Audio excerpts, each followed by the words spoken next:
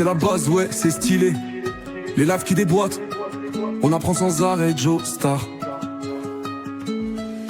Lui c'est le patron qui assure, un flow de ouf, filtre fil la pure. Il mid curve, jamais c'est le boss du game. Toujours le smile, il te met dans le bain. Hyper chill mais il calcule tout. Un vrai Jojo, il arrête le temps, ça part en live. La commu bouillante, gratos pour tous, pas de vibe décevant. On capte les fondas, c'est pas du vent. White et pur dans le sang à chaque instant. Décrypté, c'est le feu, ça take profit. Life qui tabasse, la commu en folie. Joestar Sensei, écrit trio de balèze. On apprend gratos, ouais, y'a pas de malaise. Sensei, wesh c'est le samouraï du coin. Il découpe les scams, il te met bien. Posé stylé, il te file les codes, il te drop du savoir, pas de place pour les fraudes. Il flex avec ses tips, un ninja crypto de fils stacking. Il gère comme un pro, un peu sérieux mais toujours marrant. Il fait de la quiche, t'as sans flipper tout le temps. Et puis, Egrig, le mec à la tchatch. Un peu râleur, pense qu'à faire du cash. Il spot les gemmes, il dodge les plans moisis. Toujours un sarcasme mais il reste précis. Il charrie Joestar, il taquine Sensei. Mais dans le fond c'est le trône, on est tous serrés. Decrypted, c'est le feu, ça take profit. Liv qui tabasse, la commu en folie. Joestar Sensei, aigri trio de balèze. On apprend gratos, ouais, y'a pas de malaise. Les trois compères, leur commu les inspire. Joestar qui motive Sensei, prêt pour agir. Aigri qui balance des vannes qui tapent ensemble. Ils te font kiffer la crypto, pas d'arnaque. On mine du savoir, on airdrop, pas du rêve. C'est le bull run dans le cerveau, on se lève. Gratos, ouais, chez nous pas de golem. Avec eux je deviens coach, je vise l'Actus. Les lives c'est de la bombe, Discord plein d'astuces. On dodge les shitcoins, on ride les narratifs. Joestar Sensei et Gris, c'est le trio gagnant. Decrypted, c'est le futur, c'est brûlant. Decrypted, c'est le futur, c'est brûlant. Decrypted, c'est le feu, ça take profit. Liv qui tabasse, la commu en folie. Joestar Sensei, écrit trio de balais. On apprend gratos, ouais, y'a pas de malaise. Ouais, penche-toi vite, c'est le kiff assuré. Joestar Sensei, écrit trop stylé. Crypto dans le viseur, on va tout péter. Decrypted, c'est le game, on va se lâcher.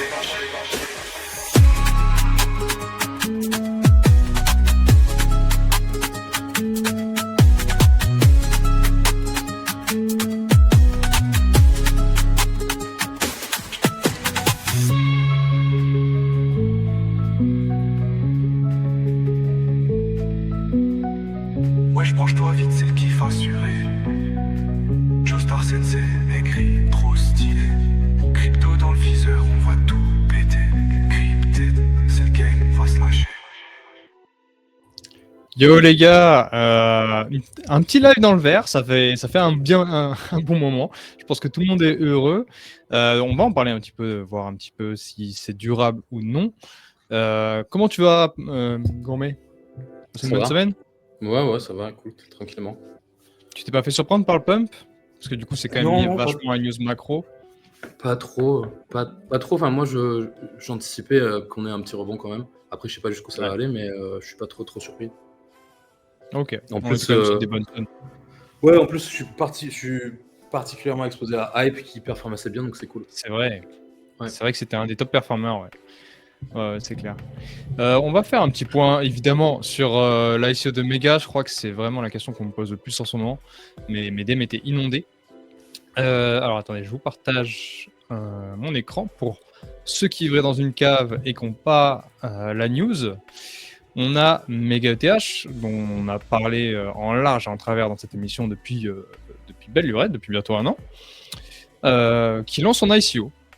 Ah, il y avait déjà une ICO, il y avait déjà une ICO sur Echo. Attends, je vais juste baisser un peu le son, un peu fort.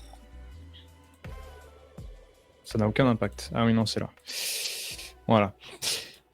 Ils avaient lancé du coup une ICO sur Echo avec un premier round à 200 millions. Ils ont fait une deuxième levée avec les Fluffle, qui est la collection NFT du projet même, à 500 millions. Et là, du coup, ils se lancent à 1 milliard de FDV. Ce qui est très intéressant, c'est qu'on a eu du coup plein d'informations. Déjà, c'est une enchère anglaise, je crois. C'est-à-dire qu'en clair, vous allez bid, vous allez mettre le montant que vous voulez, vous allez bid, et bid, ça veut dire vous allez créer une enchère, et plus l'enchère monte, plus le prix pour tout le monde augmente. Et il y a un moment où ils ont mis une limite à 1 milliard de FDV, parce qu'ils ne veulent pas que les gens s'emballent et qu'on finit par avoir le token à 2 milliards, 3 milliards de FDV. Donc c'est très intéressant. C'est-à-dire que c'est entre 1 million de FDV, ce qui n'arrivera évidemment jamais, et 999 millions de FDV. Et comme ils l'ont dit, il y aura aussi il y aura la communauté qui sera mise en avant si jamais c'est oversubscribed. C'est-à-dire s'il y a trop de gens qui ont souscrit par rapport au token disponible, s'il y a trop de demandes, ce qui va arriver à 100%, ça va être ce qui s'appelle la U-shape, c'est une figure en U, où la communauté aura le maximum de tokens parce qu'il va aider la communauté d'abord. Donc c'est les gens qui ont des NFT, qui ont des traces on-chain, qui ont parlé de MegaETH en long sur les réseaux. Donc tout ça, ils vont tracer un peu les traces. Et c'est eux qui auront la priorité, bien évidemment, sur les tokens. Autre chose, il s'est passé plein de trucs, hein. Vraiment, MegaETH, ils ont pris toute la place cette semaine. Il y a aussi le fait que 53% de la supply, parce qu'on a eu la tokenomics récemment, je vais vous la montrer tant que j'y suis. Alors, c'est pas ça. Si, c'est ça. J'aurais bien aimé vous montrer la supply, mais c'est pas grave. En fait, on a eu la news que 53% de la supply de Mega, ah voilà, elle est là, c'est pour du KPI staking. En clair, 53% de la supply sera délivrée uniquement si MegaETH atteint certains paliers d'adoption. Et ça, c'est très intéressant. C'est un truc, moi j'en parlais pas mal, où je trouvais que ça me manquait, en fait, parce que le problème, c'est que tous les projets, quand ils ont des libérations et qu'ils n'ont pas d'adoption, on le voit, c'est un cercle qui est complètement vicieux. Parce qu'il n'y a pas de pression acheteuse, du coup, ça fait que descendre, du coup, le projet est encore moins adopté parce que la performance du token est quand même liée à l'adoption. C'est triste, mais c'est comme ça. Et ça, c'est un modèle qui fait totalement sens. C'est-à-dire qu'il y a un token sur 2 qui peut ne pas être libéré si jamais le projet ne réussit pas ce qu'il promet. Et ça, c'est très, très cool. Donc, en clair, là, sur cette ICO, vous rentrez à 1 milliard de FDV. Si jamais le projet ne réussit rien, aucune de ses promesses, c'est comme si vous rentriez à 500 millions de FDV, parce qu'il y aura la moitié de tokens qui ne seront jamais libérés. Après, ça crée un peu une incertitude, parce que ça veut dire que ces tokens qui vont être libérés, on ne sait pas quand est-ce qu'ils seront libérés. Ça peut venir du jour au lendemain. Et il faut aussi savoir que ces tokens seront libérés aux stakers. Donc, c'est tous les gens qui vont stake, avec une pondération selon le nombre de jours que vous avez staké, entre 10 et 30 jours. J'ai dit beaucoup de choses. Il y a aussi le fait que vous pouvez lock pendant 1 an et gagner 10%. Alors, je suis un peu triste que ce soit que 10%. J'aurais aimé qu'ils me donnent plus parce que lock pendant 1 an, c'est quand même en crypto une grosse preuve d'alignement. Et pour finir, ça va être très dur pour ceux qui ne sont pas vraiment dans la communauté d'avoir une place.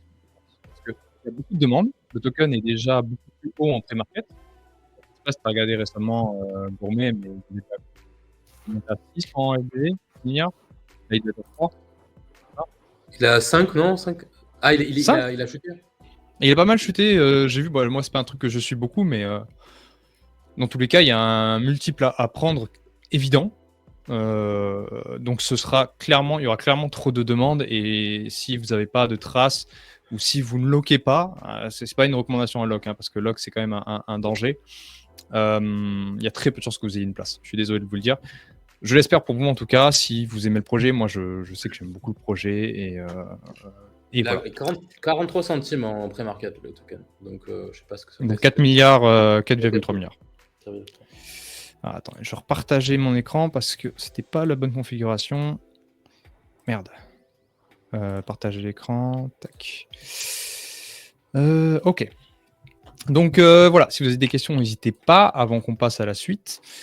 Surtout que je n'ai rien préparé du tout. J'ai lancé le stream, j'ai complètement oublié de préparer les news. Donc on va falloir que je fasse ça.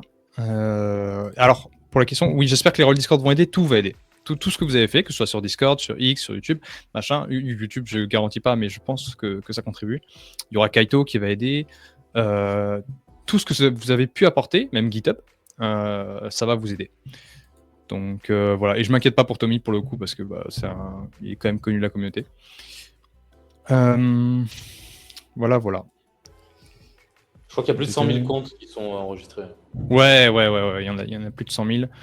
Et il faut savoir aussi que tous les Américains sont lock, forcément. Enfin, à part s'ils passent par Ah non, en fait, puisqu'il y a le KYC, donc ils peuvent pas. Non, ils sont forcément baisés. Tous les Américains sont lock pendant 1 an. Eux, c'est Ouais, une en fait, certitude. le truc, c'est que de toute façon, t'as carrément des Discord où tu peux acheter des Oui, comptes avec de l'activité on-chain, etc. Enfin, il y a de la revente de comptes avec de l'activité, etc. Donc bon, il y a toujours un moyen de détourner de pouvoir participer ouais, sans tout vraiment à fait. KYC, quoi, tu vois. Bon, ça existe depuis la nuit des temps en crypto. Ouais, tout à fait. Et oubliez pas, parce que j'ai vu pas mal sur X, que c'est pas parce que vous êtes inscrit et que c'est marqué que vous êtes éligible à l'ICO que vous allez avoir une place. C'est pas une garantie. Personne n'a de garantie actuelle à part les gens qui sont vraiment, vraiment dans l'écosystème. Même moi, je suis pas. Je pense, parce que j'ai quand même pas mal de NFT et tout ça, je suis pas sûr à 100% que j'en aurai une. Donc voilà. Je crois qu'il y a 5000 places, je crois. Bref. Est-ce que tu peux nous faire un petit point sur le marché comme ça? Moi, j'avance un petit peu sur les news, juste voir un petit peu rapidement ce qui s'est passé et est-ce que c'est tenable? Je pense que c'est la question dont tout le monde se pose. Est-ce que c'est tenable? Bon, ça, c'est la question que Je te mets dans la sauce. Ouais, non, mais j'ai envie de te dire, c'est la question que tout le monde se pose, mais je dirais, il n'y a pas vraiment de réponse, hein. Il faut que tu mettes, ouais. bien sûr. Euh, Est-ce que c'est tenable? J'en sais rien. Mais ce que je sais, c'est que on est revenu sur des zones assez importantes parce qu'on est revenu travailler une zone de support en weekly, donc en hebdo. On est revenu là, on est revenu tester. Donc déjà la zone sur le crash qu'on a eu, on est revenu tester la zone de juin 2025, de l'ATH qu'on avait fait sur le quatrième trimestre 2024. Donc qu'on ait une réaction sur les 108 000 à peu près, c'est assez intéressant. En plus de ça, on est venu aussi retester une zone d'intérêt importante qui est matérialisée par la zone entre 105 et 104. On est venu 2 fois dessus. Et donc maintenant, le fait qu'on soit sur une zone de support, pour moi, c'est une zone où on est susceptible de se positionner à l'achat.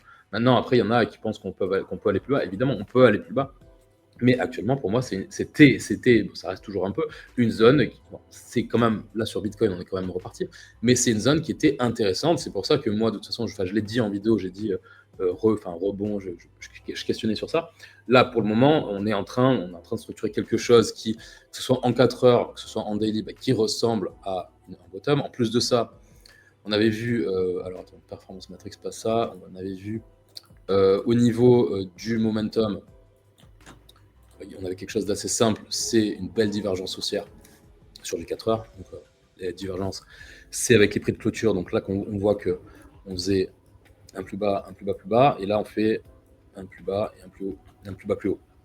Donc, on a eu une belle divergence en 4 heures, et on sait qu'en général, les divergences en 4 heures, là, on en avait une en septembre 2025. Septembre 2025, ça avait donné quoi? Un retournement de marché. En général, les divergences en 4 heures, que ce soit des divergences haussières ou baissières, ça donne quand même des retournements de tendance. Alors, on n'a pas besoin d'un RSI pour voir que entre cette amplitude entre ce mouvement de prix et ce mouvement de prix, on a une amplitude qui est moins importante. Les divergences, vous pouvez les voir sans utiliser de RSI ou autre indicateur de momentum. Ce que je veux dire, c'est que là, je ne suis pas surpris qu'on a un rebond. Maintenant, le rebond, est-ce que ça va être un rebond pour venir faire un ATH? Ça, je ne sais pas encore. Je sais que pour faire un ATH, il faudrait qu'on repasse cette zone ici. On voit qu'on a, c'est la zone de déséquilibre qu'on a marquée lors du crash le 10 octobre. Il faut qu'on passe toute cette zone. Donc cette zone-là, si elle n'est pas respectée, à mon avis, la prochaine étape, c'est de venir faire un ATH. Par contre, en fait, derrière, on peut tout à fait marquer un plus haut, plus bas. Et ça voudrait dire qu'on aurait une structure qui serait beaucoup moins, enfin qui serait plutôt baissière. Plutôt baissière. Et il y aurait un risque qu'on revienne travailler le support ici pour derrière le break. Et là, on aurait quelque chose qui, à mon avis, ressemblerait fortement à un top de marché. De la même manière que là, on est un peu dans le contexte, si je voudrais comparer, même si je compare avec un endroit où on n'était pas revenu tester notre tunnel daily, notre EMA 200 daily ici. On est un peu dans le même contexte que sur en tout cas pour moi, sur le 4e trimestre 2024. Et si on voulait comparer, on se retrouvait à peu près là. Et donc là, ce qu'on peut voir, c'est que justement, on est en train de retester nos moyennes mobiles moyen terme, le 4 heures ici. Donc, si on est rejeté si on est rejeté comme on l'a été ici, pardon, et on voit que là, quand on avait eu cette phase de corrective, on avait été rejeté à chaque rebond sur le 4 heures, ce serait pas un bon signe. Ce serait pas un bon signe. Moi, ce que j'aimerais voir là, c'est qu'on break notre tunnel 4 heures, qu'on réussisse à le tenir en support, ou voir qu'on le break totalement et qu'on revienne dans ces niveaux de prix. Mais si je commence à voir un rejet ici, on revient. Si je commence à voir un. Là, on voit qu'on a eu un premier rejet, un deuxième, un troisième. Si là, on est encore rejeté, qu'on revient sur le daily, je me dirais, bon, ok, il y a encore du positionnement à faire ici. Par contre, à force, on va prendre une direction parce que là, ce qu'on voit, c'est une compression. Okay, donc, on peut anticiper. Moi, c'est ce que j'essaye de faire, d'anticiper un rebond pour aller plus haut. Mais il y a le risque qu'on revienne tester encore une fois le bas de notre zone de compression, de consolidation, pardon, et que cette fois-ci, on break. Ça, c'est les risques. On peut rien y faire. Après, il y a le fait que, en général, le quatrième trimestre, il est bullish. Enfin, à ce moment-là du cycle, il est bullish. Bon, ça, c'est des règles qui ne sont pas forcément exactes. On peut le voir pour le moment sur le mois d'octobre, qui est généralement haussier. Il ne l'est pas tant que ça pour le moment. Et bon, ça peut changer. La fin du mois, c'est dans 4-5 jours. Ça peut changer. Mais en tout cas, voilà pour Bitcoin. Après, pour le marché de manière générale, truc que j'ai dit sur les alts, c'est super intéressant sur les alts, c'est que ce que je dis dans la vidéo d'aujourd'hui, c'est que sur les altcoins, quand on regarde contre Bitcoin déjà, on est venu travailler une énorme zone de support qui date la zone de support de 2019-2020. À mon avis, s'il n'y a pas de réaction, si on n'arrive pas à structurer sur du long terme, sur une vue macro, un retournement de marché ici ou alors un peu plus bas, je pense que le marché altcoin face à Bitcoin, à un moment donné, ça voudrait dire qu'il est foutu parce que si on repasse sous cette zone de support, j'imagine pas la gueule des alts. Pour repasser sous cette zone de support, il faudrait qu'on ait soit une énorme sous-performance des alts, soit une énorme surperformance de Bitcoin, soit les deux en même temps. Et quand on voit Bitcoin qui surpère depuis décembre 2022, il y a un moment donné, il y a un moment donné où, à mon avis, on devrait avoir une espèce de phase de latéralisation qu'on a souvent sur Bitcoin et qu'il laisse un peu d'air aux alts pour pouvoir respirer. Parce que contre Bitcoin, là, on est. J'ai pas envie de dire que c'est la loose, mais si, tu vois. C'est super moche. On est sur une tendance baissière depuis décembre 2021.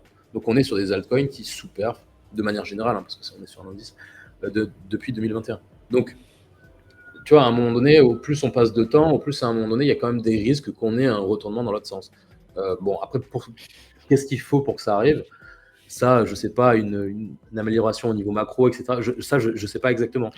Est-ce que ça peut aussi être une zone d'achat pour beaucoup de gens qui voudraient qui voulaient jouer la rotation aussi? Ça peut être ça. Oui, ça peut être.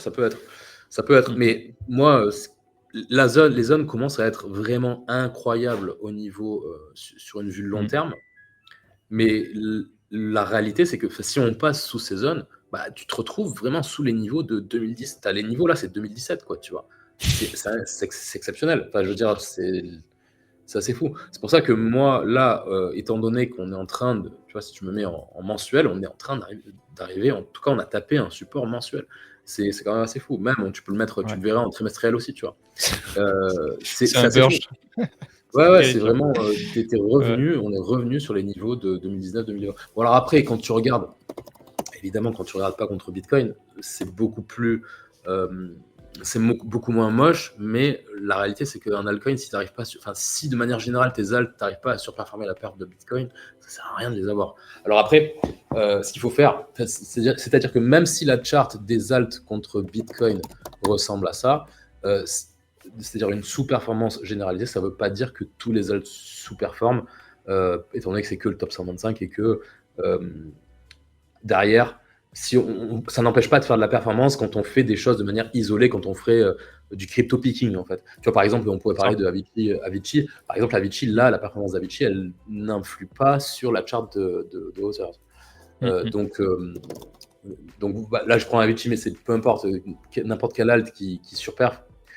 Quand on regarde les alts contre USD, Je prends pas Total 3 justement, mais je le fais de manière consciente, hein.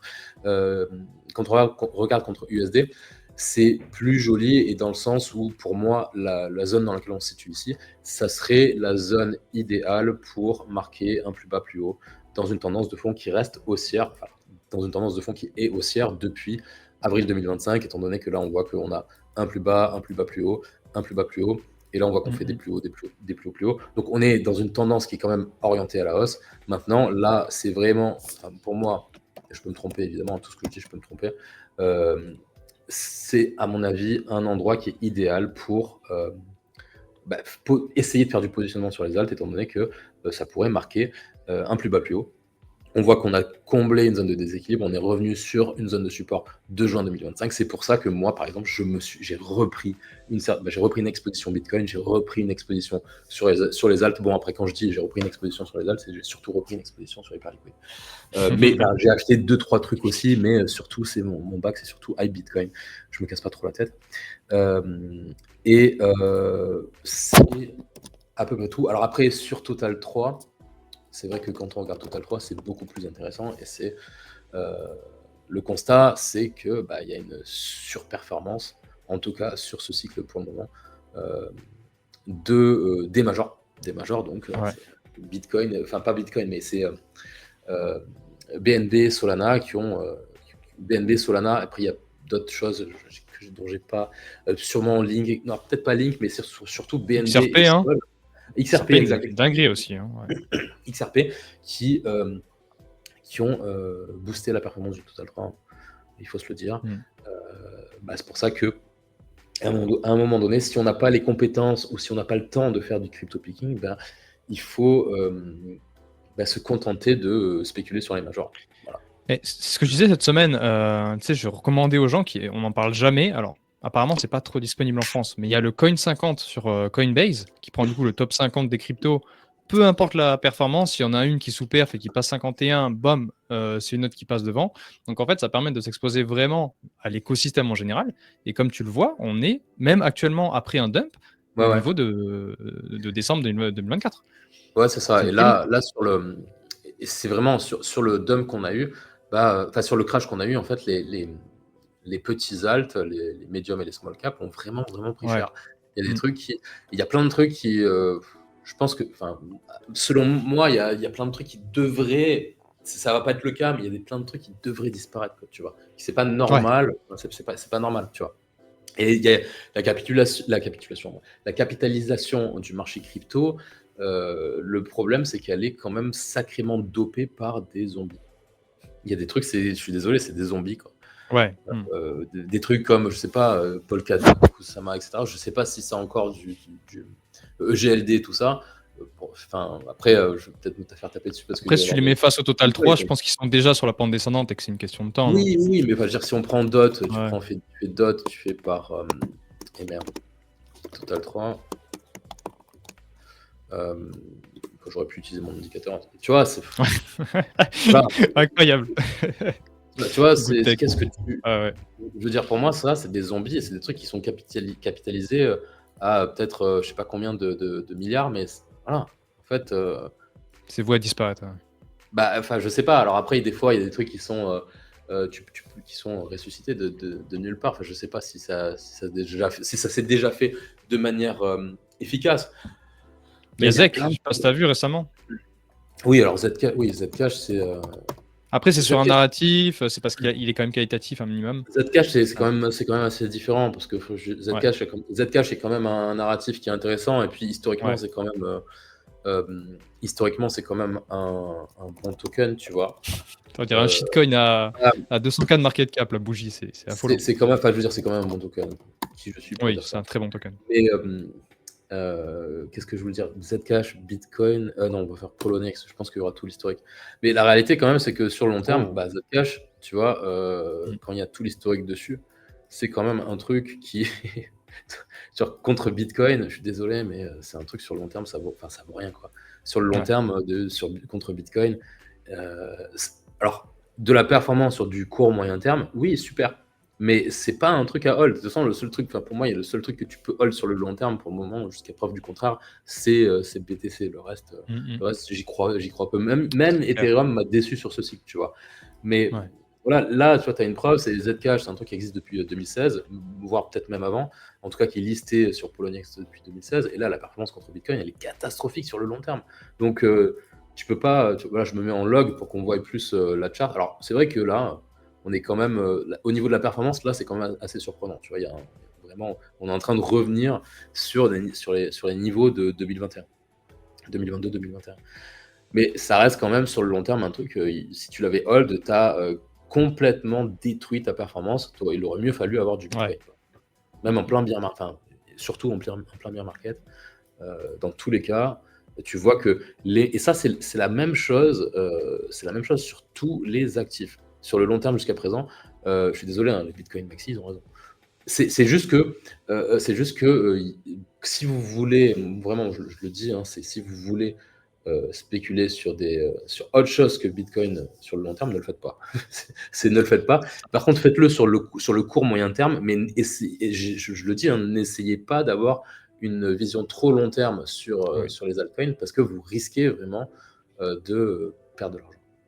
Je pense tout de même que. Alors, faut rien hold long terme, hein, mais je pense que dans 5-10 ans, il y a des tokens qui existent déjà, genre des Oui, hype ou des polymarkets, qui vaudront extrêmement cher, mais juste actuellement, le R est trop mauvais, quoi, parce qu'on n'a pas un alors, écosystème mature encore. oui, alors Mais, peut-être, mais hmm, là, pour le moment, c'est-à-dire que même des ouais, trucs qui sont là depuis longtemps, tu vois, je pense à Zcash, je pense à Litecoin, pour le moment, bah, c'est pas, ça ne prouve pas à ce point-là. Alors après, c'est vrai que maintenant, euh, ouais, que des ce bonnes soit apps. voilà, que ce soit des trucs comme. Il y a des choses qui sont peut-être qui ont peut-être plus de valeur qu'un Litecoin ou Mhm. qu'un Zcash, hein. Alors oui, on pourrait penser à Hyperliquid, mais c'est que ça reste. C'est vraiment un bet qui est ultra risqué quand Ouais, même, parce que bien sûr. je veux dire, c'est très récent. Alors, on peut avoir bien sûr, on peut avoir des convictions. Je critique pas le fait d'avoir des convictions, etc. Mais ça reste un bet qui est risqué. Alors après, ce qui va plutôt le- eh merde, dans l'hypothèse d'avoir justement de nouveaux alts qui vont mieux s'apprécier et être beaucoup plus solides face à Bitcoin qu'un Litecoin, etc., c'est qu'on arrive quand même sur un niveau, on arrive sur un Bitcoin qui est quand même pas mal capitalisé, tu vois. Mhm. Et quand on regarde, alors attends, je voulais tout l'historique par contre. Quand on regarde l'index, quand on regarde l'index et qu'on regarde en log, on voit que on a une tendance à avoir des retours qui sont de moins en moins importants. On a un Bitcoin qui s'écrase. Donc, si la volatilité de Bitcoin, l'hypothèse, ce serait que si la volatilité de Bitcoin se réduit, et en fait, et de toute façon, elle se réduit, on pourrait le voir ne serait-ce qu'avec l'ATR, ça va être assez flagrant, l'ATR, on peut voir que la volatilité, bah, sur le long terme, là, elle s'écrase. Et ben, ça pourrait justement laisser le champ libre à d'autres altes pour euh, avoir plus de performance que l'ont eu un Litecoin ou un Zcash qui n'ont pas eu de performance en fait. Contre Bitcoin évidemment. C'est ça. C'est Mais, ça. euh, mais tu vois, moi je vois bien, parce que tu vois, tout le monde est hyper bearish sur les alts et tout, c'est ce que je dis cette semaine, c'est que tout le monde est bearish sur les alts, parce que tout le monde a des alts en dehors du top 100. Si tu regardes le Total 3, il se porte très bien, comme on l'a vu, il y a des tokens qui sont même en ATH, les BNB, tout ça. Oui, Et je vois bien quelques alts, hein, le Total 3 en tout cas, continuer à faire sa progression lentement comme ça, un peu comme le fait BTC. Mais faut faire du picking. Et c'est ce que tu fais en TradFi aussi. En TradFi, si tu as autre oui, bien sûr, chose bien que sûr. les plus grosses, tu t'es fait rect. Et c'est juste ça, c'est juste que les gens ont l'habitude des cycles précédents où ils pouvaient être exposés à du 20 millions de market cap et pas perdre. Et actuellement, c'est très compliqué. Il faut bien choisir tes cryptos. Il y en a une sur 100 qui pump et ça demande du temps. Donc, non, c'est pas prendre trop de risques. Après, bon, on verra, hein. Oui, oui. Alors après sur le Total 3, ouais, je veux dire, toujours pareil, hein, contre Bitcoin, c'est pas non Ouais, plus, pas c'est la pas non folie. plus exceptionnel. Tu vois ce que je veux dire? C'est pas non plus. Il y a Mais je veux les dire, moments. l'indice reste en pognon hein, pour le moment. Oui, oui, l'indice, bon, ok, mais pareil, on est revenu sur des niveaux de 2021, 2020, 2021. Après, Ouais. voilà, il y a des moments de surperformance ok, on a quand même mieux résisté que sur le reste du marché, mais quand même, c'est-à-dire qu'on est quand même bien orienté dans une tendance qui est baissière. pour le moment. Pour le moment. Je pense que ce qui est intéressant, voilà, ce qui est intéressant, c'est que les gens n'en peuvent plus, vraiment n'en peuvent plus. Et tu vois, en plus que là, c'est un Ouais. peu, je sais pas si c'est la goutte d'eau qui a fait déborder le vase, parce que les gens en crypto, ils sont enfin, le retail en crypto, il est quand même assez résilient et il est quand même capable de, il y en a beaucoup qui sont capables de prendre 80, moins 90% dans la gueule et de garder leurs 80-90%, bah, ce qui est complètement insensé, hein, mais et de les garder pendant un laps de temps qui est assez important, tu vois. Donc, et justement, c'est peut-être un peu dur que les gens soient aussi résistants, tu vois, parce que c'est aussi ce qui, à mon avis, explique que on remet du temps à repartir. Parce que c'est vraiment dans les moments de capitulation les plus extrêmes et les moments où les gens ont ils ont perdu tout espoir, où en général, on recommence, euh, on recommence à surperformer, à performer en tout cas, tu vois. Mm. Ouais, c'est clair. Mais de Mais toute ça façon, se voit même. on le voit Oui, aussi on le voit au niveau de l'activité, c'est l'activité au ça. niveau social, sur Discord, etc. Elle n'est pas corrélée du tout au prix de Bitcoin. Elle est beaucoup plus corrélée, enfin, elle est beaucoup plus Prix des alt. euh, voilà, au prix des alts. Et c'est parce que les gens n'ont pas de Bitcoin de manière générale, ils ont beaucoup plus d'altcoin dans l'espoir de surperf. Dans l'espoir, au final, ce qui se passe, c'est que on fait l'inverse, quoi. On fait l'inverse. Ouais. D'ailleurs, j'ai une stat terrifiante. On est 3700 sur le Discord. Pour ceux qui n'y sont pas, d'ailleurs, il y a toujours le lien. Il y a 64 personnes d'actives par semaine, je crois. J'ai jamais vu le Discord. Et en fait, tous les gens qui sont là, c'est des gens qui sont habitués, qui souvent trade d'ailleurs, c'est beaucoup des traders. Mais tous les autres, ils sont arrivés, ils sont repartis, quoi. Et puis, tu vois, en plus, la liquidation du 10 octobre, ça a fait beaucoup de mal. J'ai vu encore plus de gens partir. Et tu le sens directement quand dans le Discord, on a des rôles, donc on voit les gens qui sont très récents, et on le voit que tous les gens récents, ils arrivent quand les prix pump. Et actuellement, il y a juste personne qui est rentré récemment, et c'est que des OG du groupe. Juste, les gens sont crevés, quoi. Ils sont crevés. Après, ils reviendront quand les prix vont pump, mais là, actuellement, il n'y a plus personne sur le marché, c'est hallucinant.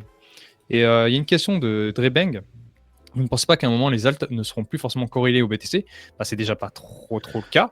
Et puis moi, je vois bien, alors tu me diras ce que tu en penses, Gourmet, moi je vois bien un avenir où BTC représente l'antifragilité dans un marché global, je parle vraiment un macro, un peu plus restreint, QT, tout ça, et le Total 3 représente le SP500, tout simplement, qui progresse un peu plus avec la liquidité et tout ça. Toi, t'en penses quoi? Ouais, je sais pas trop. Alors, pour moi, c'est plus. Honnêtement, je sais pas trop. Je sais pas trop. Pour moi, je comparais plutôt. Tu vois, non, je sais pas trop. Honnêtement, je suis pas sûr. C'est dur, hein?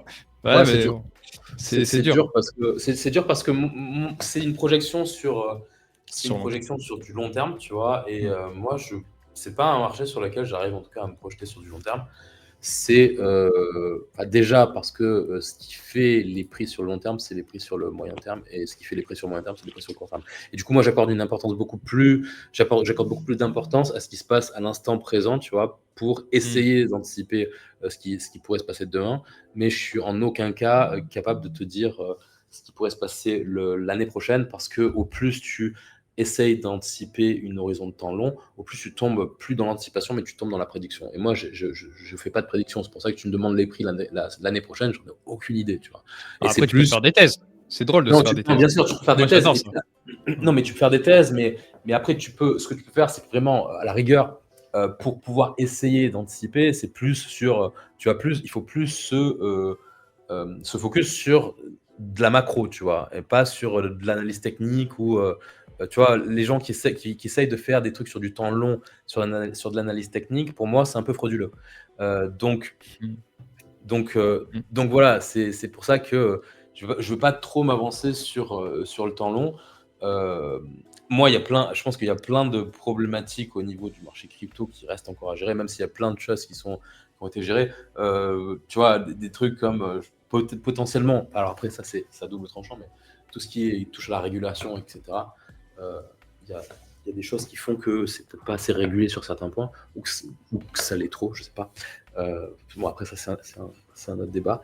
Mais par exemple, hein, c'est des choses ce genre de choses peut jouer sur l'action des prix, hein. Tu vois, par exemple, pourquoi on a tant explosé sur 2021, 2020-2021, parce que déjà tout le monde s'attendait à ce que ce cycle-là soit identique, enfin en tout cas similaire à ce qu'on a pu voir en 2020-2021. Et du coup, tous les gens sont déçus parce que on a quelque chose qui ne ressemble absolument pas à 2020-2021.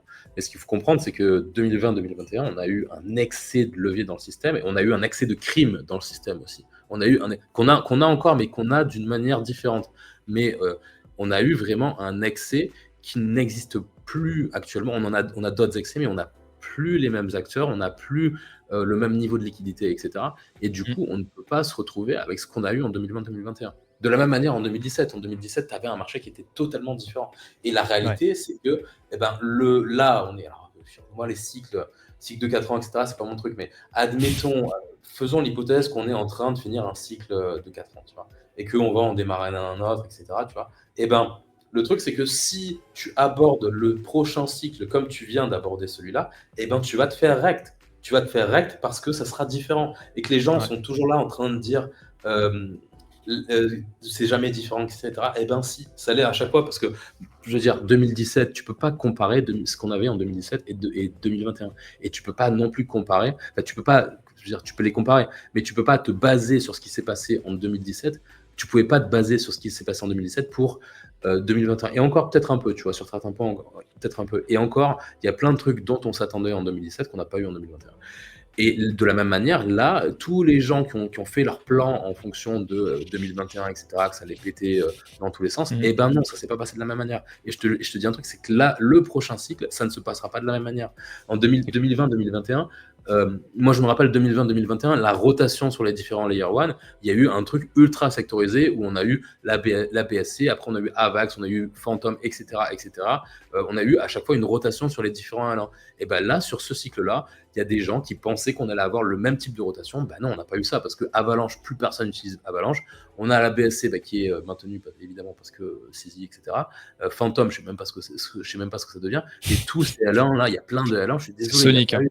Sonic, tu vois. Ouais, voilà. Phantom, Sonic. Même GLD a eu son moment de gloire en 2020-2021. Ils sont terrifiants. Mais tu vois, c'est pour ça, c'est que c'est des éléments qui sont arrivés.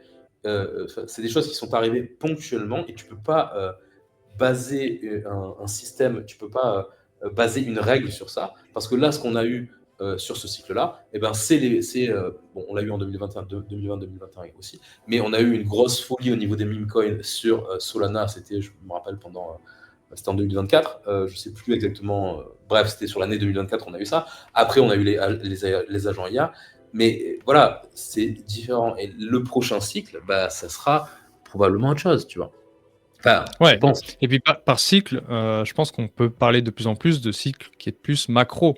D'ailleurs, si on regarde les précédents cycles, ils étaient macro aussi. Il n'y a pas longtemps, j'ai regardé le prix du BTC face au taux d'intérêt. Et en fait, tu le vois que c'est corrélé. Ça paraît plutôt évident. Et peut-être que là, le prochain cycle, c'est peut-être dans plusieurs années, parce que peut-être on va changer de politique monétaire. En fait, on n'en sait rien. Et c'est ça que j'aime bien avec Gris et toi, c'est qu'on connaît une approche plus court terme. Oui. Ouais, mais peut-être que le cycle est justement... peut-être que le cycle, il va être allongé. Tu vois, par exemple, entre parenthèses, les ayatollahs des cycles, pour eux, le cycle, il est terminé parce qu'au niveau de la fenêtre temporelle, en fait, là, on est censé être dans la fenêtre temporelle sur laquelle Bitcoin est censé top et du coup, le marché est censé top. C'est une possibilité.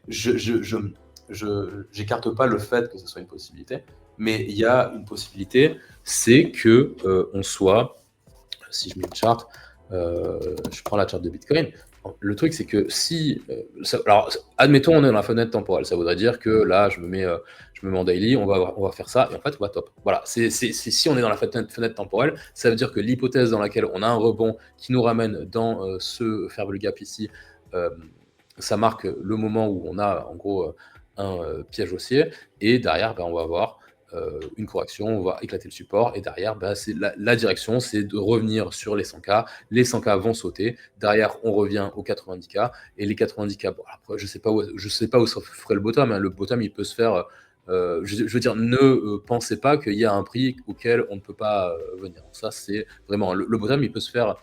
On peut aller à 50K, c'est pas un problème. C'est pas un problème. Il faut pas se dire que tout est possible. Vraiment, il faut se dire que tout est possible. Bref. Passons. Mais ça voudrait dire que là, on est en train de top. Ok. Moi, je pense que, ok, c'est une possibilité, mais il y a une possibilité aussi, c'est que 2026 soit pour une quelconque raison, une année au final haussière, tu vois, et peut-être qu'en fait, on va structurer quelque chose comme ça, et puis on va repartir pour 136, 140, après on va avoir des corrections, et puis après on va repartir. Ça, c'est possible que l'année 2026 ressemble à ça. Bon, en plus, là, tu vois, je suis arrivé jusqu'à août 2026. Donc, j'ai dessiné un truc qui n'a peut-être aucun sens. Mais peut-être que ça, c'est l'année 2026. Je ne sais pas. Mais certains pensent savoir que 2026, ça va être une année de bear market. Et moi, mon take, c'est de dire que je ne sais pas. Je ne sais pas. Et je sais que oui, ça peut être une année de bear market. Et ça peut aussi être une année haussière parce que justement, on aura cassé cette idée de cycle de 4 ans sur lequel on est forcément obligé de top maintenant, tu vois. Parce que c'est basé sur un truc statistique qui s'est passé sur un truc qui s'est passé sur un nombre d'occurrences qui est tellement faible que pour moi, cette histoire de cycle, c'est surtout pour essayer de se rassurer face à l'incertitude.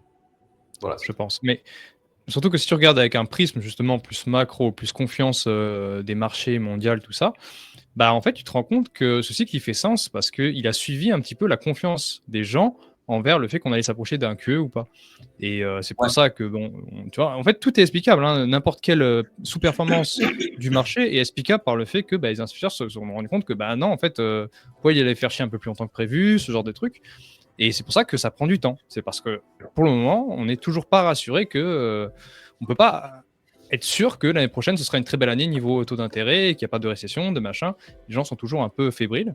Et je pense que de toute façon, tant qu'on n'aura pas ça, on ne pourra pas avoir beaucoup de performances en dehors du Max 7 et puis du BDC. Quoi. Après, il y a un truc intéressant à regarder, c'est le Russell, tu vois. Parce que le Russell, c'est vraiment les small caps au niveau TradFi. Et là, on voit que, tu vois, là, ce qui est intéressant, c'est que le Russell, il est venu faire un ATH. Et le Russell est venu faire un ATH. Mais normalement, les alts sont assez corrélés au Russell, tu vois. Donc, est-ce que ça va, justement, corrélé, façon de parler, mais en tout cas, c'est dans l'idée, le Russell, c'est l'équivalent de Others pour chez crypto. Enfin, c'est l'équivalent en TradFi des alts, tu vois. Donc, est-ce qu'on va avoir des alts qui se reprennent et qui vont suivre, parce que ça aurait du sens quelque part. Bon, ça aurait du sens. Il n'y a pas non plus de règles, tu vois. Mais pourquoi pas. Très intéressant. Je ne sais pas, c'est très intéressant. Déjà, c'est le Russell, c'est vraiment les small caps, quoi. Donc ouais, c'est une possibilité. Après, moi, je pense que 2026, ça va être très intéressant. Je pense que 2026 va être encore plus intéressant que 2025 au niveau macro, au niveau tout. Après, moi, alors là, on va voir l'arrêt du QT. Là, c'est quoi? C'est mercredi, il y a le FOMC mercredi, donc on va voir ça. Je pense que ce qui est pricé, c'est une baisse des taux et qu'il n'y aura aucune surprise là-dessus. Maintenant, ce qui va être intéressant, c'est ce que va dire Jérôme Powell. Et ensuite, faut pas s'attendre. Alors, je sais que souvent les gens ils s'attendent à le QT, le quantitative easing, etc. Déjà, on a eu du quantitative tightening. Alors, je suis pas un expert macro déjà, je le dis, mais on a eu du QT pendant. On a réussi à performer, en tout cas sur Bitcoin, pendant une période de QT. Tu vois, sur les actifs, sur les indices US aussi. Par contre, le QE, c'est une mesure d'urgence pour que ça soit mis en place. Déjà, ça a été mis en place après le subprime, ça a été mis en place lors de la crise Covid. En général, quand ça arrive, c'est qu'il y a un truc qui est cassé, tu vois. Donc, que les gens, vraiment, moi je parle du QE comme ça a été fait, vraiment, j'appelle ça la grosse Bertha monétaire, tu vois. Comme ça a été fait vraiment pendant la période Covid.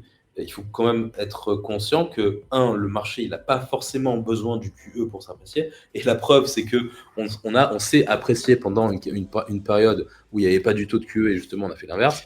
Par contre, je te cut. Juste, Ouais. on peut performer aussi en QT si on a Oui. une vision qu'il va y avoir un QE. Tu vois, c'est souvent.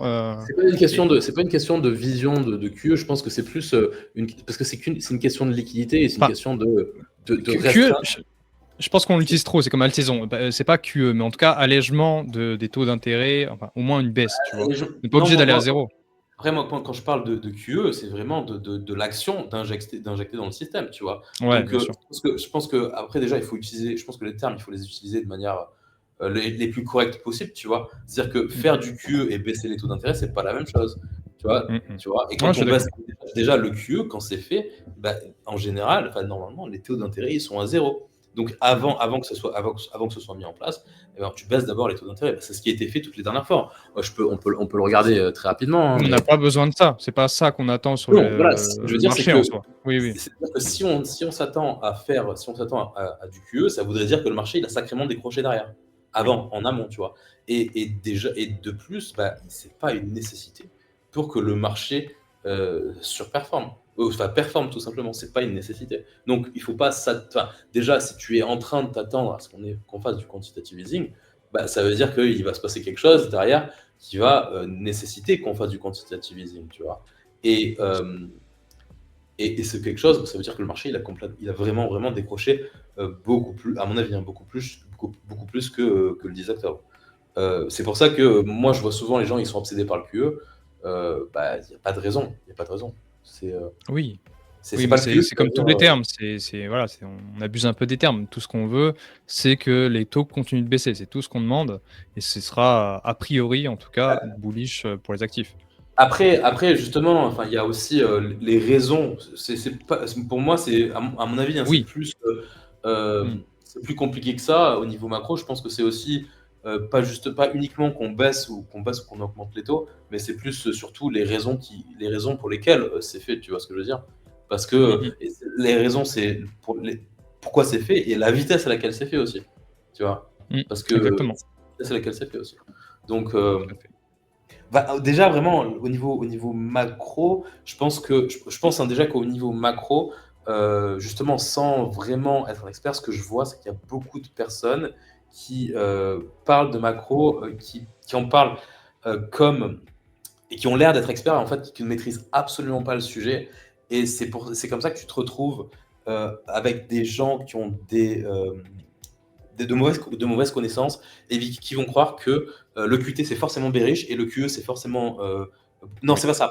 Ce qu'ils vont croire que si on augmente les taux, c'est forcément bearish et si on les baisse, c'est forcément bullish. Tu vois, alors que c'est beaucoup plus complexe que ça, tu vois. Ouais. Là, il y a pas longtemps, j'ai vu un truc, c'était oui, la Fed arrête le QT, donc c'est forcément ultra bullish. C'est plus compliqué que ça, tu vois. C'est que vraiment, il faut faire attention à ce que vous lisez sur Twitter. Il y a beaucoup de personnes, par exemple, sur Mm, mm. Twitter, qui vont parler de macro, mais qui vont parler de macro juste pour faire du contenu bullish, tu vois, ou bearish. Mais d'ailleurs, je vais essayer de faire venir Fineco après les annonces de la Fed là dans 2-3 jours. Comme ça, on aura un expert macro qui. Moi, j'adore le lire, Fineco. Il est hyper intéressant. Ben Et on voilà, parlera ouais, de tout voilà. ça. Ça, c'est Voilà. intéressant, tu vois, par exemple. Bah, Ah, il y a Fineco, il est. certaines personnes au niveau macro, mais après, c'est pareil dans tous les domaines, domaines ou sous-domaines, mais pour ce qui est question de macro, vraiment, il faut faire attention à qui suivre. Tu suis Fineco, ça va, tu vois. C'est quelqu'un qui sait de quoi il parle. Il y a des gens qui ne savent pas de quoi il parle, mais ils en parlent quand même parce que ça permet de confirmer leur biais et de faire de l'engagement sur les réseaux, quoi. Ouais, c'est pas une première nouvelle, hein. Non, C'est bien connu. Mais... c'est pas une première nouvelle, c'est pas une première nouvelle. oui, Mais le problème, c'est que derrière, après, tu vas avoir des gens qui, justement, répète. bah, ils croient que c'est aussi simple et que c'est comme ça que ça fonctionne. Et du coup, tu as plein t'as des gens qui sont mal informés, au final, tu vois. Ouais, tout à fait. Ok, bon, on va peut-être passer. Putain, on a fait 50 minutes sur.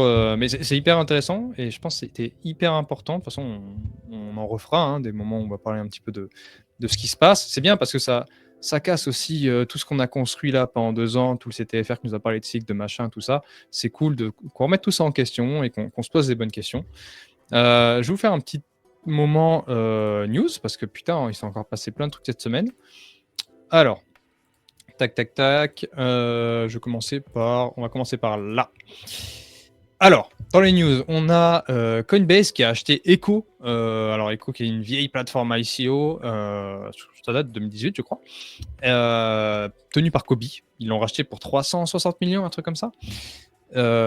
C'est assez fou et ça montre un peu l'ambition de Coinbase encore de rentrer encore plus dans tout ce qui est on-chain, tout ça. Et ce qui est vraiment intéressant, c'est que du coup, la première ICO sur Echo sur Coinbase, ce sera MegaETH. Donc, c'est assez intéressant. On a Océan Protocol, putain, il y a un moment où j'étais bullish sur ce truc. Océan Protocol qui aurait apparemment dumpé jusqu'à 100 millions de dollars en utilisant toute la mécanique qu'il y avait sur ASI, si vous vous souvenez à l'époque de cette merde. Ils ont utilisé un peu toutes les mécaniques de transformation de tokens pour doucement dump leur token, environ 100 millions de dollars. Apparemment, il y aurait des plaintes de fetch et tout ça. Donc voilà, hein, classique arnaque. On a Maple qui arrive sur AAV via son Syrup USDC et USDT. Ça, c'est très très cool pour encore prolonger toute l'adoption sur ces tokens-là. On a la Fed qui continue un petit peu. Franchement, je trouve ces news très très cool. Hein. Je trouve qu'elles ont beaucoup d'importance pour créer un narratif crypto un peu plus institutionnel. Là, ils veulent permettre aux startups crypto d'accéder à des infrastructures de paiement. Donc, c'est ce qu'ils disaient il y a longtemps aussi. On en parlait déjà avec Aigri à l'époque. Ils sont en train de construire un socle pour toutes les startups américaines crypto. Et ça, je pense que ça peut donner lieu à beaucoup de bons projets, de futurs bons projets. En tout cas, je l'espère. On a Ephreal Dex. Alors, Ephreal, c'est que je vous donne un peu voilà, c'est eux. C'est un Perpdex sur Converge. Converge, qui est la blockchain de Ethena, qu'il a un peu abandonné ces derniers mois, qui s'est concentré sur le fait de créer des stablecoins pour des projets. Mais apparemment, ça continue d'exister. Je sais pas à quel point. En fait, ça m'a un peu déçu le fait qu'il donne très peu d'efforts pour Converge, alors que Converge avait quand même très belle proposition. Ephreal, je suis moins bullish qu'au début pour ces mêmes raisons. Alors, Ephreal, c'est une L3, parce que Converge est une L2, Ephreal est une L3, donc c'est pas une app sur Converge, mais au-dessus, bon, c'est pas important, mais bref. Par contre, c'est très performant. Ils sont ultra performants, justement parce que c'est une L3. On a Cadena qui nous a annoncé qu'ils arrêtaient. Voilà, ils ont dit, les gars, on se barre, c'est un proof of work, Cadena. Ils vont juste complètement arrêter, ils se sont rendus compte que de toute façon, tout le monde s'en branlait. Et voilà, je sais pas qui aimait Cadena, moi c'est un truc que j'ai jamais pu... je m'en suis toujours branlé. Et c'est un peu ce qu'on... Ça rejoint un peu ce qu'on disait avec Gourmet, c'est que le cycle est tellement dur pour beaucoup d'alt qu'on voit en fait plein de blockchains qui soit font du crime pour extraire et pour partir avec leur parachute doré, soit mettre la clé sous la porte. Ça, c'est un truc qu'on voyait très peu avant, à part dans les bear markets. Et là, on se rend compte que juste, nature is healing, on voit que c'est en train de trier. Et c'est très bien, moi je trouve. Moi, j'en ai marre de voir des acteurs de merde. Bon, il y en a toujours beaucoup, mais au moins, ça trie un peu plus. On a Jupiter. Alors, Jupiter, il nous a fait tout cette semaine. Il nous a annoncé un marché de prédiction backé par Kalshi qui est le second après Polymarket. Et il nous a annoncé une plateforme d'ICO parce qu'il a vu que MetaDAO ça marchait très très bien. Et il s'est dit, moi aussi je veux ça. À côté de ça, ils ont eu un concurrent qui s'appelle Titan Exchange, que je vous conseille de farm si jamais vous changez de token sur Solana. Je vous conseille d'utiliser Titan Exchange parce que c'est très cool. Je vais vous montrer si vous voulez. Tac. C'est très cool, ils sont backés par Galaxy qui est le Ventures de Samsung. Il y a 10 millions de backing. Et voilà, le truc est vraiment cool. C'est très performant. Les cotations sont souvent meilleures que Jupiter, même s'ils ont eu tout un drama récemment en disant non, c'est pas vrai, maman. Je trouve qu'elles sont quand même meilleures sur Titan. Et il y a un airdrop à farm en plus. Donc voilà, n'hésitez pas. Je trouve que c'est un peu un moment pivot pour Jupiter. Jupiter qui est quand même l'agrégateur de base sur Solana qui n'a jamais eu de compétition. Parce qu'actuellement, ils ont de la compétition alors qu'ils sont en train de faire des dingueries en lançant des plateformes de memecoin, des marchés de prédiction et des plateformes ICO. Peut-être que ça va les faire se remettre en question et se dire peut-être qu'on devrait focus sur notre produit plutôt que faire n'importe quoi pour chase des narratifs. Donc voilà. Et puis voilà. On a AeroLaunch qui s'en serait bientôt. Alors AeroLaunch, c'est une plateforme de lancement pour les projets qui se lancent directement sur Aerodrome. Ce qui est assez intéressant, je ne sais pas tout ce que ça peut apporter, mais en tout cas, on pourrait voir une sorte de base season, parce que l'avantage, c'est que comme Aerodrome est déjà sur Coinbase, pardon, et sur Base aussi, tu pourrais, via AeroLaunch, peut-être te lancer sur les deux à la fois directement. Et ce serait Aerodrome qui récolterait les fees, peut-être. Donc ça pourrait être très intéressant. Je sais pas, je vous avoue, j'ai pas dit de fou cette news, mais je trouvais ça assez intéressant. On a Polymarket qui commence à faire un peu, presque du perp en fait. Il commence à faire des bets qui sont très courts, sur du 15 minutes, up or down. Donc tu paries sur BTC, tu dis up or down sur une time frame de 15 minutes. Donc c'est très court. Et c'est très cool parce que c'est un produit du coup qui se rapproche beaucoup du perp, qui est beaucoup plus instantané, qui parle beaucoup à une population qui ne peut pas faire du perp, parce que le perp c'est compliqué. On en parlait avec Gourmet la semaine dernière. Voilà, faut connaître ton margin, faut que tu connaisses les spreads, faut que tu saches ce que tu fais en fait. Là, juste tu votes oui ou non, up or down. Et je trouvais ça assez intéressant, surtout que même si, bon, quand j'ai dit ça, tout le monde m'a dit que ça existait sur Binance. Là, la différence, c'est que Polymarket est une application qui est adoptée par du retail, et du retail qui parfois ne s'y connaît rien en crypto. Donc, c'est vraiment des gens qui n'ont pas envie d'aller sur des perpdex. Donc voilà, je trouve ça très cool. Polymarket qui est, pour moi, un des gros acteurs dont on ne parle pas assez. D'ailleurs, ils arrivent sur Rabi aussi. Vous allez pouvoir bet depuis Rabi. Polymarket a annoncé d'ailleurs vouloir faire un airdrop. Et c'est d'ailleurs pour ça que dans le titre, c'est marqué le plus gros airdrop à venir. Parce que Polymarket, ils ont levé récemment pour une valorisation de 9 milliards, il me semble. Et c'est pas les 9 milliards de Starknet, parce que les 9 milliards de Starknet, c'était un peu bullshit. Hein. C'est juste parce qu'ils étaient ZK, c'était une L2, ça faisait vendre à l'époque. Ils avaient aucune valeur à proposer Starknet. Polymarket, ils ont tout un marché devant eux. Ils ont le monopole sur ce marché. Polymarket, s'ils veulent, ils peuvent devenir une application très rentable. Donc, je pense que l'airdrop, s'il a lieu, va sûrement bien régaler. Je ne sais pas combien de pourcents de supply sera alloué, mais en tout cas, vu la valorisation du bousin, ça pourrait être assez insane. Et c'est très cool parce que ça veut dire qu'ils ne vont pas lancer une action et qu'ils vont lancer un token. Et ça, c'est des trucs qui me font un peu peur de temps en temps. C'est que de très bons projets fassent plutôt une action qu'un token, ce qui nous ferait un peu dériver de tout ce qu'on a construit. Et en plus, ça veut dire pas d'airdrop ou quoi que ce soit. Donc, bref, très cool. D'ailleurs, il y a la NHL en ce moment. Alors, moi, je suis pas du tout, j'en ai aucune idée, mais j'ai vu passer ça. C'est NHL, je crois que c'est du football américain, peut-être. En tout cas, il y a Polymarket et Kalshi dessus à fond qui suivent tout ce qui se passe. Donc, si vous suivez, voilà, ça a encore un très gros marché. Et actuellement, on est sur un ATH de tout ce qui est volume sur Polymarket ou Kalshi. Donc, la prediction market en général. C'est pour ça que je trouve ça très intéressant qu'on en parle beaucoup parce que c'est le cas d'utilisation qui est le plus répandu actuellement et qui vient de la crypto. On a, en parlant de prediction market, on a Limitless qui était sur Base. Limitless qui est très bien backé d'ailleurs, qui est backé par Coinbase et tout ça.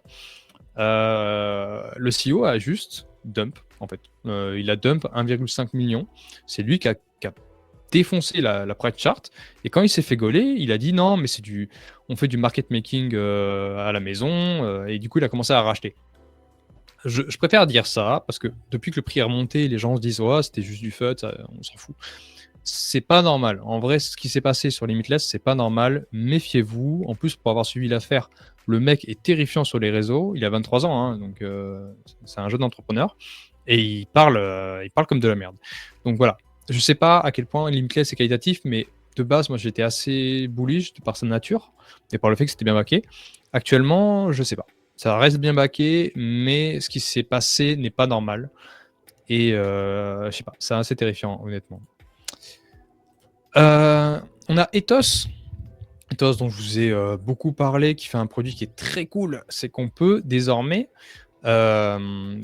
reporter quelqu'un, un influenceur qui fait de la promo payée et qui ne le dit pas. Genre Abby, que vous voyez là, c'est son truc. Je sais pas, tout le temps, il fait des promos qui sont pas reportés. Je sais pas d'où il vient, parce que dans la plupart des pays, c'est légalement obligatoire. C'est un truc qu'on respecte à peu près dans le CTFR, mais le CTX, ils en ont rien à foutre. Donc je trouve que c'est un très bon produit et franchement, faut arrêter ça. Moi, ça me dépite de voir autant d'influenceurs dans le CTUS qui ne disent jamais quand ils sont payés. C'est terrifiant. Donc grâce à ce produit-là, on peut le voir. Et si vous voulez, vous pouvez télécharger l'extension de Ethos. En plus, il y a un airdrop à farm. Donc voilà. Je trouve que vraiment, c'est un des meilleurs projets sur tout ce qui est InfoFi. C'est un narratif dont on n'entend plus parler, mais en tout cas, le produit est très très bon. Pour continuer sur les crimes, on a Trump qui a pardonné Sisi. C'est hallucinant. On commence à entendre parler de Sisi qui reviendrait peut-être à Binance. On a peut-être Binance qui va lancer une action sur le marché américain. Donc ça se passe plutôt très bien pour Binance et on voit l'impact de Trump sur la crypto en règle générale. C'est assez fou. Et puis le niveau de crime qu'il peut y avoir peut être aussi assez fou. Attendez-vous à des dingueries. Bon, on en a vu de toute façon, mais toujours plus, je pense. On a Stable qui s'est lancé. Stable qui est un compétiteur à Plasma. À Plasma, donc sur le narratif néobank, qui est bien backé, qui est quand même backé par Tether, je crois, ou qui utilise Tether. Enfin, bref. Ils ont fait un peu un crime. Voilà. Ça fait déjà 3 projets qui font des crimes, mais bref. Ce qu'ils ont fait, c'est qu'ils ont ouvert des prédéposits et que, comme par hasard, les prédéposits étaient déjà à 80% remplis avant même l'annonce sur les réseaux. Donc, évidemment, c'est un move d'insider. C'est encore pire que Plasma. Plasma, tout le monde savait en même temps, sauf que tu avais des gens qui avaient déjà 50 millions de prêts et qui ont juste payé beaucoup de frais pour passer devant. Là, les gars, ils sont arrivés tout avant, ils ont déjà déposé, et toi, tu es prévenu tout à la fin.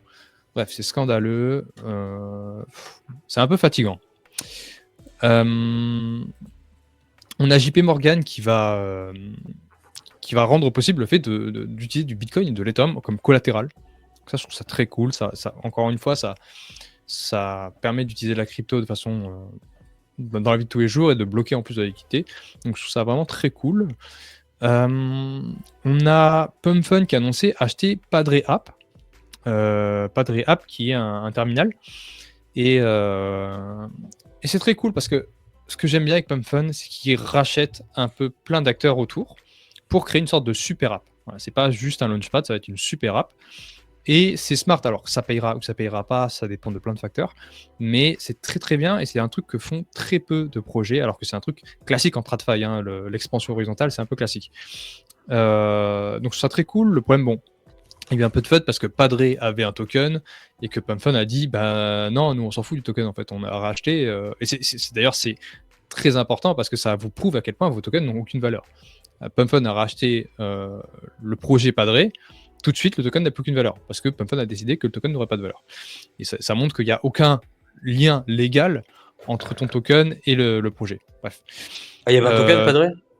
Ouais, il avait un token. Tu veux pas voir la charte. Hein. Bah si. Ah bah si. Bon, bah, Non, je suis non, pas mais sûr que tu sois sur TradingView, mais... non, non, mais je vais aller l'avoir par curiosité. Vas-y, si tu l'as, tu me le dis, on regarde ensemble. Et par contre, ce qui est cool, le truc bullish, c'est que les revenus de Padre vont faire du buyback de Pump. Donc c'est très intéressant. Et encore une fois, ça étend les capacités de revenus de PumpFun. Est-ce que tu nous as trouvé ça ? Attends. Ouais. Je vais aller sur Dex Screener. Ouais, attends, je t'envoie le lien parce que je peux pas partager l'écran là. Non, bah attends, je vais regarder de mon côté. Ouais, je te l'ai envoyé dans StreamYard, ou je te la mets sur. Ouais, bah écoute, je pense que c'est ça, hein, parce que vu la chart. C'est sur Ethereum, hein ? Ouais, c'est ça. Ouais, bah je l'ai là. Bah Ouais, voilà, c'est vous ça, l'avez. La mèche est terrifiante. Parce qu'en fait, il y a eu l'annonce, tout le monde s'est dit hyper bullish, je vais acheter ça. Boum, le truc monte à 0,11. Puis il y a eu l'annonce que le token ne servira à rien. Boum. Là, ça fait divisé par 10, je crois. Hein.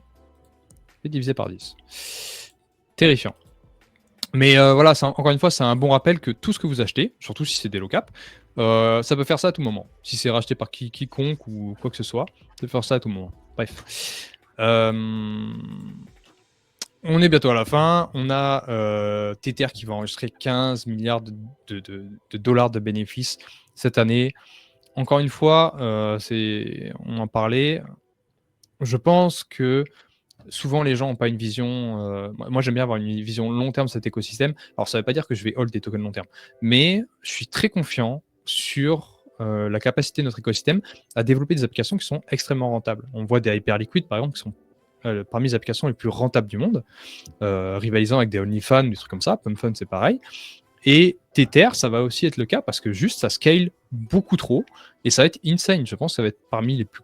Enfin, ça va être un géant mondial. Peut-être de la taille de Apple ou je ne sais quoi. Et c'est pour ça qu'il faut pas.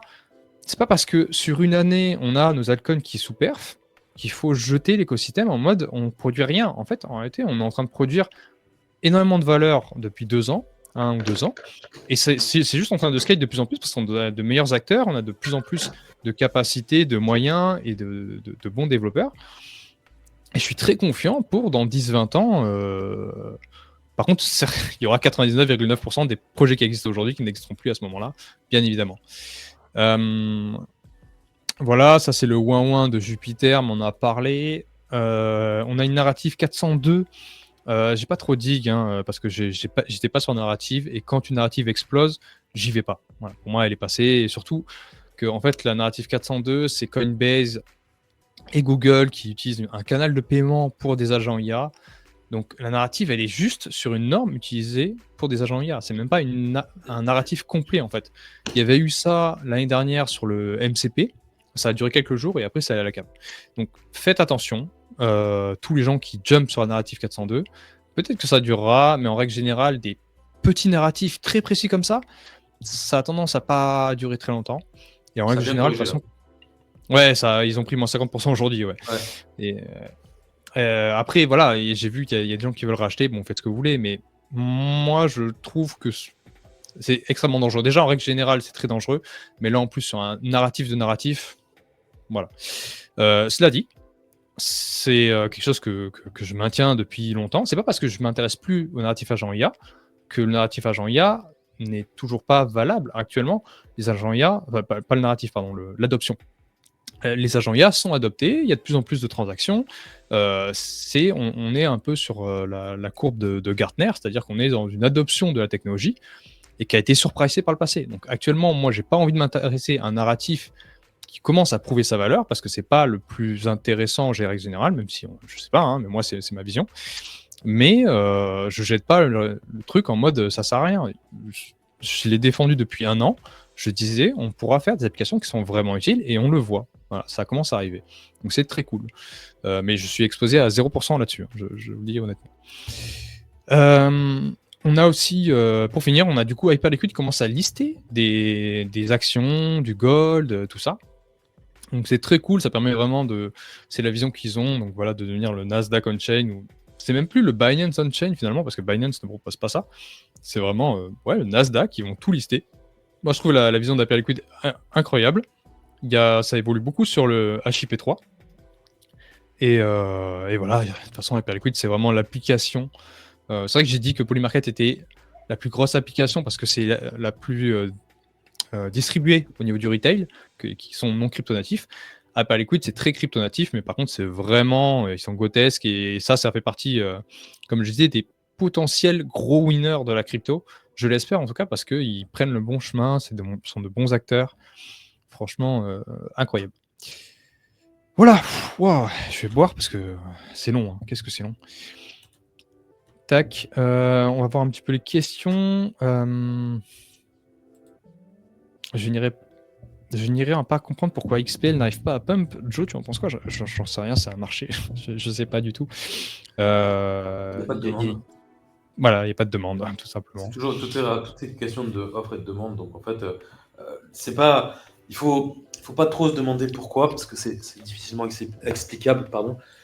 Il faut juste accepter que actuellement, ça ne performe pas parce que les intervenants ne sont pas. Les intervenants n'ont pas envie de prendre du risque sur ce token. Et du coup, ça ne performe pas, tout simplement. Il faut juste l'accepter. Tu peux pas. Le pourquoi, il n'a pas tant d'importance. Enfin, c'est pas qu'il n'a pas tant d'importance, mais c'est que c'est ultra complexe de trouver la raison exacte qui fait que le token ne performe pas. Après, ça peut être une question de. Il y a plein de trucs qui peuvent rentrer en compte. Je sais pas si, par exemple, tu vois, il y a des gros unlocks. s'il y a des unlocks continus, par exemple, c'est une pression vendeuse. Pression vendeuse c'est une potentielle pression vendeuse qui, si elle n'est pas absorbée en face, contribue à la chute des prix. C'est pour ça qu'il y a plein de tokens avec des tokenomics complètement pourris qui se sont éclatés la gueule. Maintenant, ça explique pas, ça ne va pas tout expliquer. Tu peux avoir un token avec des super tokenomics qui se casse la gueule parce que personne n'en veut, tout simplement. Là, actuellement, peut-être que personne ne veut de XPL, quoi. Tu vois. Même si ça reste... après, ça reste un bon projet, probablement, mais là, actuellement, je sais qu'au niveau de la chart, c'était pas fameux par rapport à d'autres trucs. Alors après, ça peut rebondir, évidemment, comme tout, mais c'était pas le plus fou, quoi. Ouais, et puis en fait, moi j'avais alerté dès le départ où j'avais dit, il y a beaucoup de gens qui ont farmé, il y avait une campagne d'incentive, et puis c'était des grosses whales en plus, donc des gens qui sont généralement pas des gros believers et qui sont juste là pour faire la maille. Et c'est pour ça que le token a giga dump. Actuellement, moi je suis exposé à ces prix-là parce que en fait c'est simple, quand ça commence à faire un bottom comme ça, je me dis mon R il est plutôt bon. Si ça passe en dessous, que ça fait ATL, je me barre, et si ça monte, je suis gagnant. Mais faut admettre que si tu regardes les stats de Plasma, pour le moment, c'est beaucoup de TVL qui est dormant. Et ça ressemble un peu à ce que faisait Berachain. C'est-à-dire que c'est juste la TVL qui est en train de farm. Je ne sais pas à quel point on peut attendre de Plasma une adoption et surtout si ça aura un vrai impact sur le token. Par contre, moi je me dis peut-être que je peux capter un potentiel qui est juste narratif, c'est-à-dire le néobank, et juste un token qui a beaucoup morflé. J'aime bien me positionner en général parce que des fois il a tendance à remonter très rapidement. C'est ce qui s'est passé avec Double Zero aussi pendant un moment, il a fait un beau pump. Donc voilà, moi je sais pas trop quoi en attendre honnêtement. J'ai un bag, mais je suis prêt à le lâcher très rapidement si ça va au sud. Voilà. Un petit mot sur le lancement de Meteora. Tiens, c'est vrai que Meteora s'est lancé et Meteora a pas fait une perf de fou. Alors il nous a pas fait une swap. Si tu veux nous montrer d'ailleurs, Gourmet. Meteora, ouais, j'ai la chart là. Et ouais, il pose je sais pas si c'est un bottom ou s'il a fait un Non, ATL, mais Meteora, ça peut être assez intéressant. Enfin, là, ça commence à être intéressant, sachant que, en fait, on a marqué un support là qu'on est en train de tenir pour le moment. Alors là, je suis sur OKEx, je sais pas s'il y a tout l'historique. Ce qui pourrait être intéressant, c'est de regarder un peu ce qui se passe au niveau du volume profile quand on met sur toute la cotation. Ouais, on voit qu'il y a pas mal d'accumulation sur les 52, entre 51,5 et 52 centimes. Donc voilà, c'est vrai que si on perd ce niveau de prix ici, on voit bien la zone de support, elle est ici, comme ça. Et donc ça s'achète ici, on va le mettre en vert. Voilà, ça c'est la zone qui est achetable. Pour moi. Mais si on la perd, par contre, là, on va faire de la découverte de prix à la baisse. Ça, c'est sûr. Ça, c'est sûr. Mais on voit que pour le moment, ça, c'est bien défendu. Là, il y a une petite réaction haussière. On voit une petite réaction haussière. Est-ce qu'on va réussir à tenir? En fait, on est dans une compression entre ce niveau-là et notre tunnel 15 minutes ici, qui agit en tant que résistance dynamique. Donc là, avec... on est sur une EMA de 215 minutes sur les 53 centimes 80 à peu près. Si le marché se reprend, en plus c'est quoi, c'est Solana ça? Ouais, c'est Solana. Ça pourrait se mettre à perf. En plus, je pense que Meteora, il y a plus d'utilisation. Je pense que c'est plus utilisé qu'Iridium, non? Il me semble. Oui, c'est des beaucoup plus gros acteurs, ouais, bien sûr. Puis c'est des acteurs qui, c'est ce que je disais dans un post, ont attendu 2 ans avant de lancer un token, qui ont bien fait les choses. Actuellement, ils ont un problème parce que, alors c'est un peu drôle comme problème, ils ont trop de liquidité dans la position de liquidité. En fait, comme c'est free, tout le monde peut apporter la liquidité, et que les gens qui sont fans de Meteora sont des professionnels de la liquidité, tous les tokens, ils les ont mis en liquidité. Donc actuellement, il y a trop de liquidité, ce qui fait que le token ne peut ni pump, ni dump. En tout cas, il y a très peu de volatilité. Et il y a eu un call général à dire aux gens, arrêtez de mettre vos tokens en liquidité parce que juste, il y a trop de liquidité pour la pool. Ce qui est assez drôle. Donc c'est pour ça que le token ne va pas beaucoup bouger, mais ça reste un très bon acteur. C'est le premier deck Solana, qui a très bien fait les choses, qui a fait un très beau TGE avec 50% de tokens libres et qui n'étaient pas des tokens d'investisseurs privés comme Swap. Franchement, ça a été très cool. Moi, je trouve que c'est un bon acteur qui est pour le moment un peu sous-valorisé, mais après, ça, c'est aussi le contexte du marché. Et ça veut pas dire qu'il peut pas aller au sud. Mais ouais, c'est pas mal. Hein. Franchement, la chart est pas dégueu. Plasma a du souci à se faire avec Avicii. Alors, vous emballez pas trop avec Avicii parce que je commence à voir des takes hyper bullish sur Avicii parce que le token pump, actuellement, Avicii, ils ont pas de dashboard public, donc je ne peux pas vérifier toute la data, tout ce qui se passe. Ils n'ont pas de réseau de distribution comme Plasma. Plasma, ils ont AV, ils ont tous les gros acteurs dessus. Avicii, c'est même pas une layer, de toute façon, c'est juste une application. C'est pas comparable. J'ai vu une tech terrifiante qui disait Avicii va flip Plasma. Écoute, si tu veux m'aider là-dessus, tu peux, mais c'est pas. Faites attention, surtout quand le token est beaucoup monté comme ça. Faut se calmer, faut se calmer un petit peu quand même. Mais ça reste potentiellement un bon projet. Je n'en suis pas garanti, j'aimerais voir de la data pour en être sûr parce que pour le moment c'est beaucoup de promesses. Et j'aimerais avoir Ram, qui est le founder, en interview, comme ça on va pouvoir poser les questions et les termes. Voilà. Oui, donc NHL c'était ok, pardon, je connais pas du tout. Désolé si vous ai fait honte. Je pense qu'on a fait un petit tour. Est-ce que, je sais pas, t'as un petit tour à faire? Est-ce qu'il y a des. Sans vouloir te mettre dans la sauce, parce que c'est toujours compliqué de parler de PA, d'alcool ou quoi. Est-ce qu'il y a des trucs que tu trouves sympas? Est-ce qu'il y a des. Je sais pas. Non, enfin après, que je trouve sympa, il y a plein de trucs qui sont sympas de manière générale. Moi, il y a plein, tu vois, par exemple, Etherfi, c'est un bon projet. Bon, là, Ouais.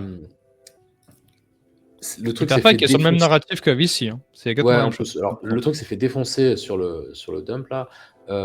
Les zones sur lesquelles on est revenu, tu vois, pour moi, c'est les zones qui sont intéressantes et sur lesquelles, bon, alors, au niveau de la structure, c'est pas encore trop ça. Mais on est revenu sur des zones qui sont super intéressantes. Et quand tu vois cette zone de support, on voit qu'on a marqué des lows ici, on a marqué des lows ici, donc août, juin, on a marqué des lows aussi ici sur septembre. La zone sur laquelle on revient sur un truc comme Etherfi, c'est une zone qui est super intéressante pour se positionner si on est en train d'anticiper un rebond ou alors une reprise carrément de notre tendance de fond. Pour moi, ça c'est des localisations qui sont intéressantes. Mais c'est de manière générale. Enfin, de manière générale, que je prenne Etherfi, que je prenne Eigen aussi, tu vois, les deux sont assez corrélés, que je prenne Eigen, on est sur la même contexte, vraiment, c'est vraiment la même chose. La même chose, on est revenu sur des supports et du coup, des supports, ça s'achète. On a ENA, c'est pareil. ENA, on est revenu sur les zones de support et là, on est en train de repartir. ENA, j'en ai repris d'ailleurs. J'en ai repris sur à peu près sur les 45$, enfin 45 centimes, pardon. Pas 45$, ça serait un peu trop. Donc t'as pas que du hype, tu nous as menti tout à l'heure.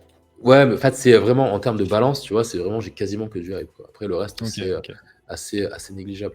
ENA qui repart. En général, moi, je ferais ENA. Moi, en général, c'est hype, ENA et pump, c'est tout.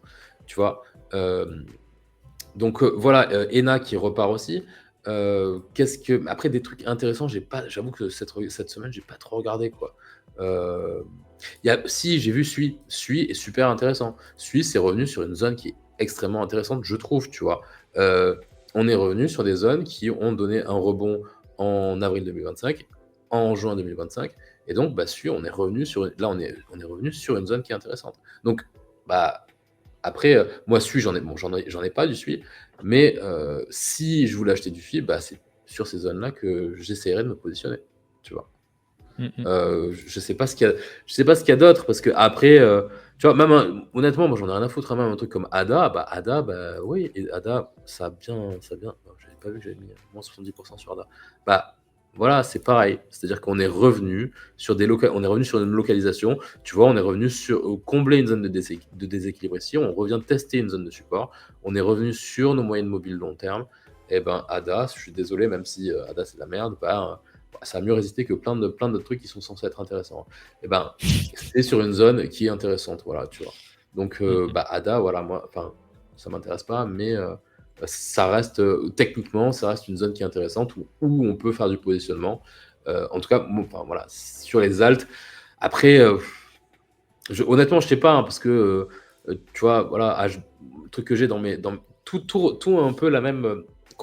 Tout a un peu la même configuration au final. Ouais. Tu vois, j'ouvre H-bar, c'est la même chose. C'est-à-dire qu'on vient combler une zone de déséquilibre ici. On revient taper une zone de support, des zones qui avaient fait support, enfin, sur lesquelles on a construit un support, que ce soit en avril ou en juin, et ben là, c'est des zones qui sont intéressantes pour se repositionner, pour choper un rebond. Donc après, c'est vrai qu'au au niveau de la technique, il y a quasiment tout qui se ressemble. Au niveau derrière, après, le problème derrière, c'est pour vraiment le picking, il faudrait peut-être se focus plus sur des éléments qui sont extérieurs au chart. Tu vois. Oui, c'est ça. Parce que au niveau de l'analyse technique, tu arrives très vite à une limite. Tu vois. C'est pas l'analyse technique qui va te. L'analyse technique, elle te donne pas la performance future d'un token. Tu vois. C'est pas. Pour les deux, quoi. C'est pas voilà, c'est l'analyse technique, elle va pas te dire que H bar ou X ou Y token va faire plus 50 ou plus 100%. C'est connaître les narratifs, le fondamental. fondamental. Voilà, c'est plus ça, tu vois, c'est plus c'est derrière qu'est-ce qui va se passer au niveau du comportement des intervenants sur le marché. L'analyse technique n'est pas là pour faire tu vas pas faire de la prédiction. Tu peux pas ça te montre pas le futur, ça te montre le présent et le passé, mais pas le futur. Voilà. Je peux vous montrer un peu de data si vous voulez sur EtherFi parce que c'est quand même assez impressionnant leurs produits qu'ils ont fait. Donc pour rappel, c'est attends, c'est pas du tout ça. Tac. Pour rappel, c'est juste une carte bancaire avec de leur LRT en backing, plein de choses. En fait, c'est tout un écosystème. Mais c'est un narratif qui arrive de plus en plus. Donc c'est Plasma, EtherFi, Avicii, c'est les plus gros acteurs actuellement. Stable qui arrive aussi. Et donc voilà, c'est quand même des data qui sont assez encourageantes. Je sais que beaucoup de gens apprécient beaucoup ça et ça permet d'être bankless vraiment, d'avoir une carte qui fonctionne vraiment en dehors de tout le marché des banques.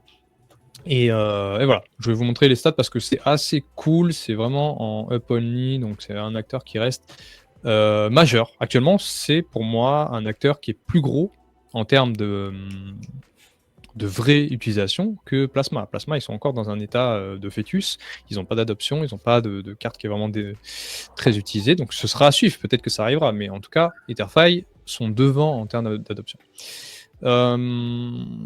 Qu'est-ce que je voulais dire? Et Avicii, c'est le dernier. Oui, j'avais une question pour toi, une question que je me pose souvent. Tu vois, là, je regarde les altcoins tous les jours. Donc, j'ai vu actuellement qu'il y avait pas mal d'acteurs, je sais pas, j'avais Double Zéro, j'avais... il y a plein d'acteurs qui faisaient, tu sais, une sorte de bottom en bas qui pouvaient pas aller plus bas, en fait. Tu sais que ce sont sur des gros supports et que si jamais ils pétaient, ce serait assez catastrophique. Et j'ai l'impression que quand j'ai plusieurs tokens d'alt comme ça qui font ça, je me dis, est-ce que c'est pas un bon signe qu'on est sur le point de bottom? Est-ce qu'on n'est pas, tu vois, j'ai l'impression que des fois ça envoie un message. Est-ce que je suis fou ou c'est... Tu parles de quoi, par exemple, de Double Zéro là? Double Zéro, c'est un exemple, mais il y en a plusieurs. Ouais, mais parce qu'il faut que je visualise, tu vois. Donc, il y a Double Zéro, il y avait qui que j'avais vu? Il y avait Arbitrum qui nous fait exactement pareil, XPL qui nous a fait pareil. Et qui fait quoi? Ah, XPL. Tu vois, en fait, il latéralise. Et tu sais que si jamais il pète parce que c'est un gros support, parce que c'est un chiffre rond ou quoi, tu sais que... Tu vois, si tu veux, si tu veux, tu as une phase corrective et puis après, tu as une phase correction. Ensuite, tu as une phase de latéralisation, donc une phase de range. Et donc, c'est dans ce moment-là où tu peux, si tu veux, c'est à double tranchant, mais c'est dans ce moment-là où tu peux te dire, OK, on a, par exemple, quand tu prends, il y a un truc assez simple, c'est quand tu prends des moyennes mobiles et que tu vois que ça, c'est les moyennes mobiles 15 minutes. Donc, on est sur du court terme et tu vois qu'on a le prix qui ne réussit pas à repasser au-dessus de ces moyennes mobiles. Et tout d'un coup, on voit qu'on réussit à repasser, on repasse en dessous, mais on a déjà un premier signe de ralentissement de la tendance parce qu'on repasse au-dessus de nos moyennes court terme. Tu vois. Et ensuite, on se retrouve dans une situation où on a un prix qui va au-dessus, en dessous, au-dessus, en dessous, et on a donc nos moyennes mobiles moins court terme, donc là c'est du 1 heure qui descendent, et on a un prix qui essaye, donc on a des tentatives de repasser au-dessus de nos moyennes de prix court terme, moyen terme, là c'est du, on va dire court moyen terme, c'est pour du 1 heure, et c'est donc dans ces moments-là, tu te dis, ok, on a la possibilité d'avoir une tentative de retournement de marché. Du coup, c'est plus dans ces moments-là où tu dois te dire, ok, en tout cas, je peux me positionner en anticipation d'un rebond. Maintenant, rien ne t'empêche d'avoir un échec parce que là, on peut être sur double 2 et merde. On peut être sur double zéro en train de marquer un bottom. Je le fais à l'arrache. Donc, ce que je vais faire encore mieux, c'est plutôt de mettre ça. Parce que, au mieux, au niveau du volume profile, bon, alors, au niveau du volume profile, là, tu vois que ce qui est intéressant, c'est que Ah ouais, ce y a pas de volume en bas. profile, bah non, il n'y a pas de volume, il n'y a pas eu de volume d'exécuté ici. Ouais, c'est assez intéressant. Même si je change, je pense, non, il n'y aura rien. C'est C'est très dingue, ça. intéressant. C'est que là, sur Binance, en tout cas, la majorité du volume, elle s'est fait, j'ai rarement vu ça, hein, mais elle s'est fait entre ces deux bandes de prix. C'est assez intéressant. Donc tu vois que là, en fait, tous les gens qui se sont positionnés sur cette action de prix sur double zéro, pour le moment, en fait, bah, en fait, c'est les vendeurs qui sont plutôt en contrôle du mouvement et tous les acheteurs bah, se sont positionnés sur les 25 centimes 62. Et du coup, bah, là, ça fait résistance. Ça fait résistance. On voit qu'on a un impact et on n'a pas réintégré cette value qui est quand même assez serrée. Je ne pensais pas que que ça allait être aussi serré. Mais du coup, en termes de range, bah, juste au niveau du price action, tu peux voir que là, on a un niveau où on a une certaine. On a de la demande parce que le prix pour le moment ne va pas en dessous. Et c'est beaucoup plus compliqué de déterminer un niveau de résistance. Mais voilà, par exemple, au niveau du volume profile, on peut le mettre. Et ben, tu sais que si tu breaks ta bande basse, bah, tu as quand même de fortes chances. Alors, si tu breaks ta bande basse, mais que tu n'as pas de réintégration, parce que évidemment, tu as des patterns qui sont assez classiques où tu vas venir taper les stops sous ton niveau et réintégrer très rapidement. Si tu as ce genre de contexte, c'est plutôt quelque chose de bullish. Par contre, si tu traverses et que derrière, en fait, si tu traverses et que derrière, en fait, tu n'as pas de réintégration, tu n'as pas une déviation on parle de déviation, qu'en fait, tu as vraiment ton prix qui vient faire ça, bah, il faut se casser, tu vois. Il faut se casser parce que ça veut dire que ton actif va continuer en fait, tu as une reprise de tendance, tu vois. Ça, c'est simplement une phase de redistribution avant d'avoir une continuation baissière. Tu vois. Ça peut être les deux. Ça peut être les deux. Donc là, après, c'est vrai que ce qui détermine, malheureusement, hein, malheureusement, ce qui détermine, c'est le fait que et merde. C'est la performance du reste du marché qui va déterminer aussi ça. Le problème des cryptos, c'est que là, par exemple, si sur un truc comme double zéro, tu vois, par exemple, demain, Bitcoin continue son rebond, bah, je suis quasiment sûr que tu vas avoir un double zéro qui va faire ça, quoi, tu vois, ou qui va faire ça. Alors pas forcément surperformer, mais en tout cas contre USD, tu vas avoir une légère peut-être surperformance qui ne va pas se traduire sur double zéro contre Bitcoin. Je ne sais pas si la paire elle existe. Ouais, sur Upbit, tu vois. Bon, c'est pas fou. Hein, il faudrait que je la calcule. 2Z, USDT, ETC, USDT. Là, tu vois, je pense que contre Bitcoin, bon, ça, là encore, ça va parce que Bitcoin, il performe pas tant que ça. Donc là, la chart contre BTC, elle ressemble quand même assez fortement à la chart contre USD. C'est quasiment la même chose. Et ce qui va se passer si Bitcoin se met à surperformer, c'est que la chart contre USD va surperformer légèrement et la chart contre BTC va se casser la gueule. Sauf si double zéro réussit à surperformer contre Bitcoin. Donc oui, pour répondre à ta question, ça peut, mais il n'y a pas de garantie, tu vois. Il n'y a jamais de garantie. Ouais, bien sûr. Mais c'est plus dans ces moments-là où tu as une probabilité plus importante d'avoir un retournement de tendance. Oui. Ok. Et c'est ce que je me dis. C'était XPL. C'était quoi que tu me disais? C'était XPL. XPL ou Arbitrum. Arbitrum, c'était pas mal aussi. Pareil. Mais le problème de XPL, tu vois, là, le XPL, le problème, c'est qu'on est quand même sur une action de prix qui est plutôt orientée à la baisse, quoi, tu vois. Là, on voit qu'on est venu faire un plus bas. On est revenu sur nos moyennes mobiles, 1 heure. Et là, on repart on a échoué à repasser au-dessus de notre 1 heure. Et on repart à la baisse. On repart sous notre 15 minutes ici en violet. Donc XPL, je suis désolé, mais c'est quand même un actif qui est assez faible actuellement. Et pour avoir la confirmation, tu vas voir contre Bitcoin. Contre Bitcoin, c'est pas fou non plus, quoi. Là, c'est la même chose contre Bitcoin. Mais il n'y a pas de surperformance, que ce soit contre USD ou contre BTC, quoi. Après, c'est des trucs qui peuvent tu peux te prendre, je sais pas, 100%, enfin, oui, une candle de 100%, même si c'est quelque chose qui est très bien capitalisé, c'est pas la capitulation, pardon, c'est pas la capitalisation qui détermine le pourcentage de performance. C'est absolument pas ça. C'est ce qui détermine, c'est surtout la liquidité. Moi, sur BitGet, je le vois sur XPL, c'est beaucoup moins liquide qu'un autre truc qui est autant capitalisé, tu vois. Je sais pas si c'est autant capitalisé que ENA, non, ça l'est pas. Mais ENA, par exemple, Non. sur BitGet, il me semble que c'est beaucoup plus liquide qu'un XPL, tu vois. Et même si XPL, alors après, je sais pas sur Binance, parce que je suis plus sur Binance de toute façon. Mais même si un XPL est bien capitalisé, c'est un actif qui peut faire une performance importante très rapidement s'il est peu liquide, par exemple. Tu vois. Oui, ouais. C'est clair. Ok, bah au moins c'est très clair. Merci chef. J'avais complètement oublié, j'avais fait un trade, complètement oublié ça. Attends, faut que je repartage. J'ai fait un trade sur les perpdex, tac, qui est là.